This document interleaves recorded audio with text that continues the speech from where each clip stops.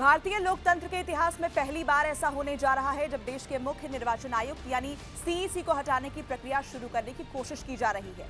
विपक्षी दलों के 193 सांसदों ने सीईसी ज्ञानेश कुमार के खिलाफ नोटिस पर हस्ताक्षर किए हैं। अगर ये प्रस्ताव संसद में पेश होता है तो एक बड़ा संवैधानिक और राजनीतिक घटनाक्रम बन सकता है।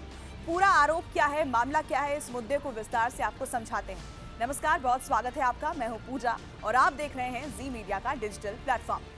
सबसे पहले ये समझते हैं कि आखिर ये जो पूरा मामला है ये क्या है। सूत्रों के मुताबिक विपक्षी गठबंधन के 193 सांसदों ने मुख्य निर्वाचन आयुक्त ज्ञानेश कुमार को पद से हटाने के प्रस्ताव पर हस्ताक्षर किए हैं। इनमें लोकसभा के 130 और राज्यसभा के 63 सांसद शामिल हैं।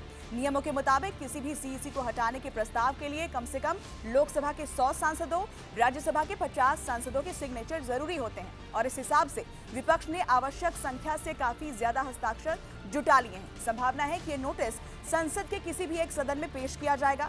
हालांकि अभी ये साफ नहीं है कि कहां पेश होगा। सूत्रों के मुताबिक इस नोटिस पर विपक्षी गठबंधन इंडिया के लगभग सभी दलों के सांसदों ने हस्ताक्षर किए हैं और आम आदमी पार्टी के सांसदों ने भी इस पर साइन किया है, जबकि पार्टी फिलहाल औपचारिक रूप से इस गठबंधन का हिस्सा नहीं है। अब यह भी जान लीजिए कि भारत के लोकतांत्रिक इतिहास में अब तक किसी भी सीईसी को हटाने के लिए इस तरह का नोटिस नहीं दिया गया था। मुख्य निर्वाचन आयुक्त का पद बेहद संवेदनशील और स्वतंत्र माना जाता है, क्योंकि वही देश में लोकसभा, विधानसभा, राष्ट्रपति चुनाव जैसी अहम चुनावी प्रक्रियाओं की निगरानी करता है और इसी वजह से संविधान में उन्हें हटाने की प्रक्रिया भी काफी कठिन रखी गई है। अब ज्ञानेश कुमार पर आरोप कौन से हैं, समझिए। विपक्षी दलों की नोटिस में मुख्य निर्वाचन आयुक्त पर 7 गंभीर आरोप हैं।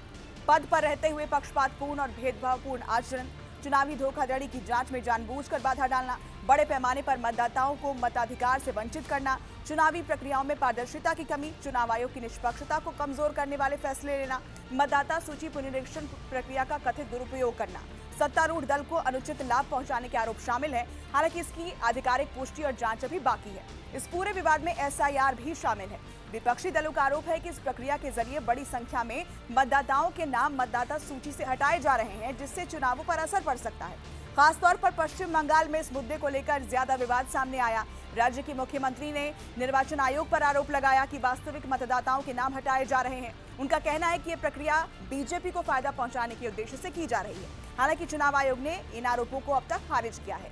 अब ये समझिए कि प्रक्रिया क्या होती है। अगर सीईसी को हटाना है तो ये प्रक्रिया लगभग सुप्रीम कोर्ट के किसी न्यायाधीश को हटाने जैसी ही होती है।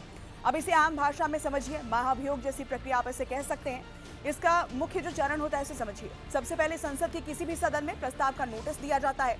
अगर नोटिस स्वीकार हो जाता है तो एक जांच समिति बनाई जाती है। इस समिति में शामिल होते हैं भारत के मुख्य न्यायाधीश या सुप्रीम कोर्ट के कोई न्यायाधीश, किसी हाई कोर्ट के मुख्य न्यायाधीश और एक प्रख्यात न्यायविद। ये समिति अदालत जैसी प्रक्रिया में आरोपों की जांच करती है, गवाहों से पूछताछ होती है, आरोपी को भी अपना पक्ष रखने का मौका मिलता है। फिर समिति अपनी रिपोर्ट संसद को देती है।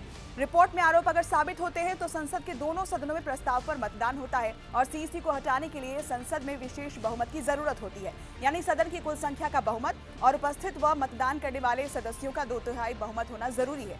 अब इसे लेकर मुख्य निर्वाचन आयुक्त को पद से हटाया जा सकता है। इस पूरी प्रक्रिया में सीईसी को भी अपना पक्ष रखने का पूरा अधिकार मिलता है। जब संसद में प्रस्ताव पर चर्चा होती है तो प्रवेश द्वार पर खड़े होकर अपनी बचाव पेश करने का अधिकार उन्हें दिया जाता है। कुल मिलाकर सीईसी ज्ञानेश कुमार को हटाने का यह प्रस्ताव भारतीय लोकतंत्र के लिए एक ऐतिहासिक और संवेदनशील घटनाक्रम बन सकता है।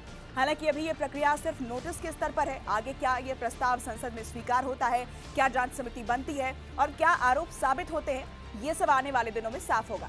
लेकिन इतना जरूर है कि अगर ये प्रक्रिया आगे बढ़ती है तो ये भारत के चुनावी इतिहास की सबसे बड़ी संस्थागत बहसों में से एक बन सकती है। अगर आपको ये वीडियो पसंद आया हो तो इसे लाइक और शेयर करें। ऐसी खबरों से जुड़े रहने के लिए बने रहें जी मीडिया के साथ। शुक्रिया।